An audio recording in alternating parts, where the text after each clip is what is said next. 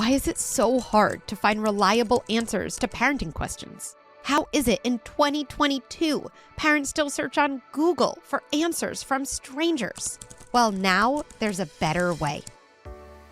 Introducing the Good Inside membership, an expert-guided, community-powered platform redefining modern parenting. In our library, you'll find hundreds of bite-sized videos, articles, scripts, and workshops tackling the trickiest parenting topics. And it doesn't stop here. We've created a private community guided by me, Dr. Becky, and coaches trained in the Good Inside parenting method.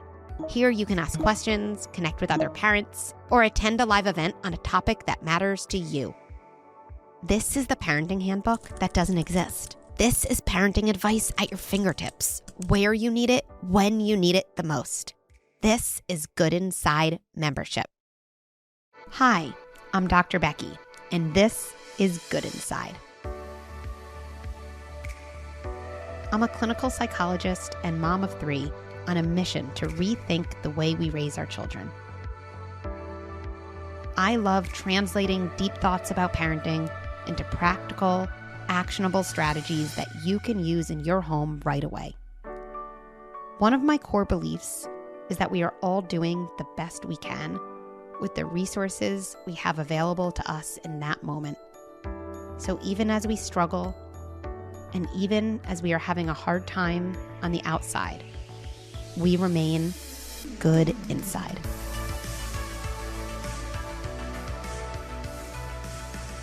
Today we'll be talking about lying. Well, I should say we'll be talking about a subset of lying that's pretty close to storytelling. So those moments where your child says to you, "I drove the bus home from school today." Or you overhear your child saying to a friend, "I eat chocolate for breakfast every single day." What do we do in those moments? I know for me as a parent, I have the urge to say, "That's not true." And then I can see the power struggle that's going to happen between me and my child. And yet, if I hold back those words, I sometimes worry, am I colluding? Am I creating a child who's going to be a liar throughout their life? So what can we do in these moments, and what is really happening for our kids under these stories, and what are our kids looking for? We go into these questions and more in this episode, so let's jump in. Our first caller is Kim. Hi, Dr. Becky. My name is Kim, and I live in Southern California with my 4-year-old and 1-year-old boys.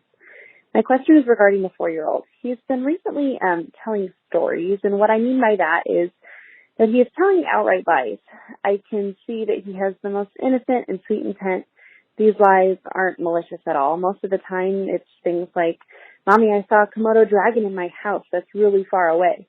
Or, "Sometimes I go to the store by myself and buy lots of candy." I think he's genuinely just exploring his imagination and perceived control and independence. But sometimes I sit back and realize that for the last 30 minutes to an hour that we've been talking, he's been doing nothing but lie. Most of the time it's random thoughts and ideas, but other times he answers direct questions with something that is obviously not true, and then gets upset if I push back on his response. So my question is, how do I encourage this hobby that he has of storytelling and creativity, but also teach him the importance of honesty without introducing any shame? Thanks so much. Hi, Kim. Thank you so much for calling in. And you're really kind of raising a topic that I think is so important, because you're talking about pretend play and fantasy and the role that pretend play has for kids exploring different identities, different feelings, different experiences. And then you're also highlighting, okay, I see that, but where is the line between pretend play and kind of a flat out lie? Is there a line at all? And what do I do? So a couple big ideas that I think we can use as a foundation. The line between fantasy and reality is not as clear for kids as it is for adults, right? I think you and I know there's no way you saw a komodo dragon. I think you and I know there's no way you could have even gotten to the store on your own, forget even buying candy. Our reality kicks in so quickly as adults. And there's somewhat of a benefit to this, right? We're all very in touch with what's actually real in front of us. And I think actually, if we all pause, there's something we really lose by the time we're adults, which is the ability to kind of really get wrapped up into a world of wonder and imagination. I think it would benefit you to just kind of look at your son with awe, right? In terms of, wow, you really can get wrapped up in this whole other world. The other thing that's really important to remember about kids is that kids learn in play. This is their workspace for life. This is where they can figure out how brave they can be. This is where they can express different parts of themselves. This is where they can kind of push the limits. Kids who push the limits in play through fantasy tend not to push the limits as often with a sibling or on the playground with a friend because they have a safer space. And so what I hear from you is a kid who's exploring so many things in the exact medium we'd kind of want a kid to explore in, the safety and limitlessness of play. So what now? And I know you asked a great question. What do I actually do? How do I respond? So I would say first, Kim, full permission to enter into this world. I think a lot of us, we see something our kids are doing now, and then we project 10, 20, 30 years from now, and we worry what that's going to look like, and then actually respond based on the worry instead of what's right in front of us. So we think, oh, I don't want my 30-year-old son to be talking about komodo dragons he hasn't seen, right? Let's come back today. Your son is almost 4, and entering into a world of komodo dragons is totally developmentally appropriate. So enter that world with him. Mom, I saw a komodo dragon. Oh, you did? Tell me more. And see where your child goes and assume there's something in this story that's important to my child. My child's expressing something, experimenting with something. So you might ask, what happened? Are komodo dragons kind of nice or mean? Oh, they're mean. Oh, were you scared? Oh, you weren't scared. Huh. You saw this big, dangerous dragon and you weren't scared. Tell me about that. How did you get not scared? What did you say to yourself? What happened next? And yes, I'm entering to the world of my child and his komodo dragon. But I have to be honest, Kim, I'm wondering if your child is truly building coping skills to deal with jumping into a pool and swimming, something that feels scary, or dealing with a peer interaction or with a bully at school. Our kids create scenarios and play and often want us to enter into those scenarios with them, to work through very real life situations and themes that they can't so easily put words to. Now, I do think there's a little trick sometimes I do with kids that helps me feel better in knowing, okay, my kid knows this isn't real, because after an hour of talking about the Komodo dragon or about what kind of candy they got at the store, I just want to make sure we're on the same page. And you're right. So many kids experience it as intrusive if we say, you know, this didn't really happen, right? And then there's a whole meltdown that ensues. I find a whisper voice to be incredibly effective in seesawing between entering into pretend play and having one kind of toe in the world of reality. So I could see talking about, oh, what candy did you get at the store? And then at some point, I just say this in a whisper to my child. Wait. You can't really go to the store on your own, right? I just want to make sure that we're all being safe, just making sure. Okay, tell me more about the candy. You don't even need your child to respond and confirm. And there's something about a whisper that's really less intrusive, and you're not taking your child out of pretend play. You're kind of just creating a different narrator on the outside, and children often don't react as harshly to that, again, because it doesn't take them out of the world they're currently living in. Let's hear from our next caller, Kaya. Hi, Dr. Becky. My name is Kaya. I have three boys, 5-year-old, almost 4-year-old, and 6-month-old. I actually have two questions for you today. So firstly, my almost 4-year-old has a very active imagination. I think a lot of the time it feels really real to him. Like if there's something that he wishes were true, he'll tell me that his teacher taught him that. Sometimes it's like kind of important that he know it's not true, or like it's going against something important that needs to happen in our house, or he'll tell a story that obviously didn't happen. Like my teacher brought us to New York. I don't know, et cetera, et cetera. And then my older son will be like, really, mommy? So then I'm kind of caught in this place like of respecting that it feels real to him, not wanting to confuse my older son who's very gullible and innocent and believes everything everyone says. You know, sometimes when it's, you know, my teacher told me I don't have to brush my teeth, that kind of thing, like I don't really know how to respect that it's real to him and important to him, but counter it when I need to, or let his older brother know in front of him that it's not real. And I'll say things like, I know you really wish, or wow, that would be fun, or that feels really real to you, doesn't it? And he gets really upset. No, mommy, it is real. It is real. So I just love if you had any scripts or ideas about that. Thank you so much. Thank you for everything. Hi, Kaya. Thank you for calling in. And I'm really struck by your thoughtfulness and how you laid this all out. You seem really to have a really solid grasp on what's going on for your kids. And then you also note you're kind of in an impossible situation where you want to see the wish under your child's story. And yet it seems like you're sometimes caught in an impossible situation where your other child looks to you to be the arbiter of truth. And if you do assert your sense of reality, you're going to say something that's going to really ignite or activate your other child. What a tricky situation. So, two things come to mind.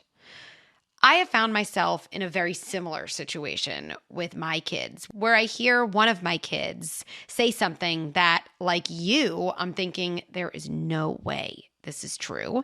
And then my other child says, that's not true, right, mom? And I'm looking at my first child saying, if I say this isn't true, I just am going to watch the meltdown ensue.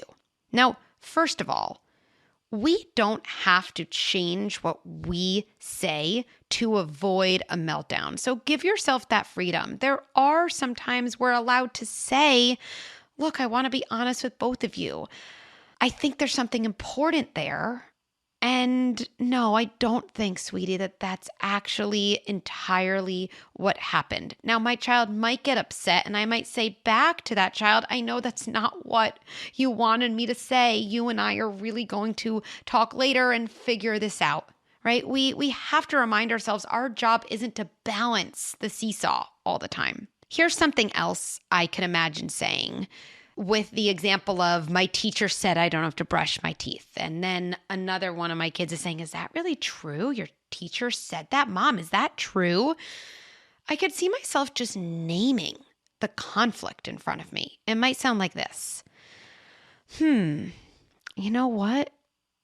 I find myself in a really tricky situation right now. I hear you. There's definitely something about not brushing your teeth and about your teacher that is real and important. And also, I'm not ready to say, yes, your teacher said that. That is true. Your teacher said you don't have to brush your teeth. And then pausing. I'm kind of doing something complicated, but I'm kind of doing something really simple. I'm just naming aloud the conflict I'm having. And I find our kids do really well when we're willing to name what's true in that moment.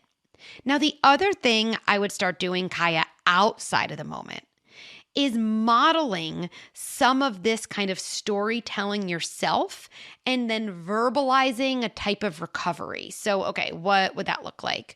Let's say it's the end of the day and you're with your son, the one who can tell these stories. I might say out loud something like this. Oh, I'm so glad I finished all my work and all my emails tonight. Oh, yeah, that's definitely true, right? Yeah, that's definitely true. I definitely finished it all. It's definitely true. Oh, wait. I really wish it was true. Oh, Now that I'm thinking about it, I have a couple more emails. I'll probably have to stay up late after the two of you go to bed. Oh, I really want it to be true. You know what? It's not true. That's okay. I can cope with it. What I'm really doing is I'm modeling a process for my son that I hope he gets to, but I'm not doing it in such a direct way that he's going to reject it and say back to me, Mom, I'm not lying. What are you talking about? That's often a go-to strategy of mine. I kind of notice something my child struggles with in a repeated way, and I think, how can I make it my own? And then model kind of solidarity and model also a reasonable coping mechanism that my child can slowly absorb from me.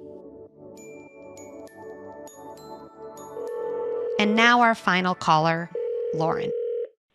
Hi, Dr. Becky. My name is Lauren. I'm from Cleveland, Ohio, and I have two boys, 2.5 years old and 15 months old. And I first just want to say thank you so much for all you do, because truly you've helped me so much be the best parent I can to these little boys, and we're all so grateful. My question is about my 2.5-year-old. Recently, he's been coming to me a lot, telling me what I know to be lies about someone hurting him. So oftentimes he's upset about something. Sometimes he's not upset, and he will come to me and tell me that his dad pushed him or his brother hit him. And frequently I'm present for the situation, or I know it's not true because I've seen the interaction, or I know like his dad's not even home with us. So that can't be the case that his dad hurt him or something. My concern is how to respond to these situations. I know that lies can be developmentally appropriate. So I'm not looking to stop him telling these stories, but I want to be responding in the correct way, because I don't want to encourage him to tell me things that are false, and I don't want there to be negative repercussions for whoever he is accusing of hurting him. However, I don't want to discredit his experience of coming to tell me something that is wrong. I don't want him to feel like he can't come and tell me if someone has hurt him or something bad has happened to him. So I'm struggling with the right way to respond to what he's telling me. And I was really curious to hear what your thoughts were and if you had any advice to help. Thank you so much. I appreciate it so much. Hi, Lauren. I really appreciate you sharing all of this with us. This is a really good example of, again, where our kids share stories. They're trying to communicate things. They're trying to work through things. And yet they're doing it in a way that's childlike, right? That doesn't have a coherent story the way we might, but where they're putting different pieces out there, where they're using play. And so I have a couple ideas of how to respond. And like you said, meet your child where they're at, and also kind of separate the dynamics around the play from the reality of what's happening.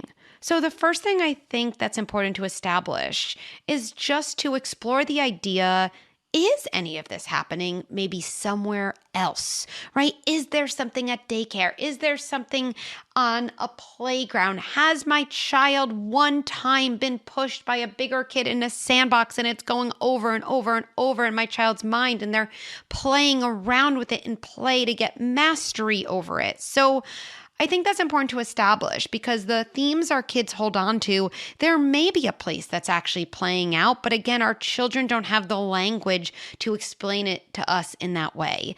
This is a reason I think at first we enter into the play. When your child is saying, "Oh, my brother hit me," I'd say this, "Oh, where was that? Where in your body did you get hit? How much did it hurt? This much? This much? This much? As big as something can hurt? Wow, does it still hurt now? What happened next? What happened before the hit? Tell me more about that. Where were you?" Right? So I'm collecting information, not only because I'm trying to be a detective in case something, quote, actually did happen, but either I am learning more about an experience that might have happened, Or I'm learning more about the role or identity my child is looking to explore. So, for example, I've seen kids explore this kind of victim or helpless role when they're in a stage of hitting, of biting, of kind of getting in trouble. That can be really, really common. I'm always the kid who feels like they're doing something wrong. And now here comes the stories of being hit, of being hurt. They're kind of exploring the other side of that equation. And we want them to understand that side of the equation, what it is to be cared for, what it is to feel hurt. So when I'm asking questions, I'm actually allowing my child to learn more about that role. The other thing I would say to your child, and this speaks to your desire to keep lines of communication open, is kind of words like this. I'm so glad you're coming to talk to me about this. Everything you tell me, we can talk through. Now, if you notice, I didn't say, I know that happened, or, oh, I'm going to get your brother in trouble for hitting you. I'm not actually speaking to the content of what my child said. I'm speaking to the process of coming to talk to me about something that feels vulnerable. And that's what we really want to reinforce. One more idea. I think when you're playing with your child, you can introduce these themes in pretend play. So let's say you have a pig and a horse character and you're playing and the two animals are clearly separated. Maybe your son has the horse and you have the pig. I'd say something like this. Ooh, horse just hit me. It hurts so bad, right? When clearly these two farm animals had plenty of space and this didn't, quote, really happen. Just watch what your son does, right? Maybe your son will say, that didn't happen. Yes, it did. It really, really did. I know it did, right? And again, if you're resonating with, yeah, my son does kind of get in trouble, maybe you explore that. I think horse needs to go into the corner and wait while I play alone. Again, you're kind of introducing themes into play that your child is trying to work through in real life. Or you can do it this way. Oh, horsey hit me, and whisper to your child, did horse really do that? What do you think should happen next? And you're letting your child direct play, but you're actually working in the same circuit that comes up with you around the storytelling.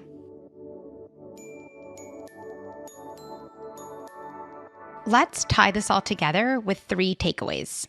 1, kids learn in play.